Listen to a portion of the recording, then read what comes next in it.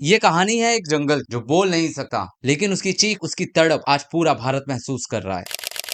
400 एकड़ का वो घना जंगल जो हैदराबाद की लंग्स कहा जाता था, उसका दिल था। उस जंगल को रातों रात TSIIC की टीम ने रात के 3 बजे अनगिनत बुलडोजरों के साथ सीएम रेड्डी के एक इशारे पे रात भर में उसे तबाह कर। सीएम रेड्डी ने अपनी इस करतूत को अंजाम देने के लिए 30 मार्च 2025 की तारीख को बहुत ही चालाकी के साथ चुना, क्योंकि इसके कुछ दिन तक 3 से 4 दिन तक कोर्ट बंद थी और इसी वजह से यह दिन डिसाइड की गई थी। यह जंगल का दुश्मन जानता था कि अगले 4 दिन तक कोर्ट बंद रहने वाली है और इस तरह से इसके नापाक इरादों को रोकने वाला कोई नहीं होगा। और हुआ भी कुछ ऐसा ही।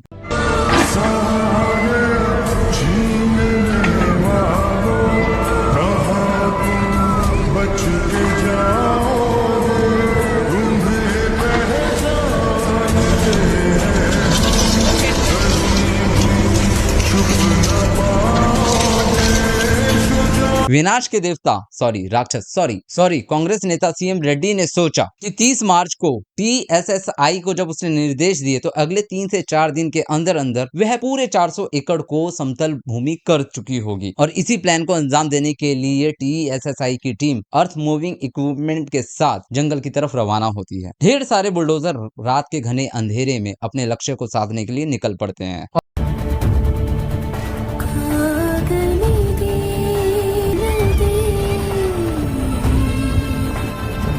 और जैसे ही वो अपना काम शुरू करते हैं, वहाँ के रहने वाले स्टूडेंट्स के कानों में कुछ आवाजें सुनाई देना शुरू हो जाती हैं। ये आवाजें थी मोरों की, जानवरों के चिल्लाने की, क्योंकि उनका घर विध्वंस किया जा रहा था।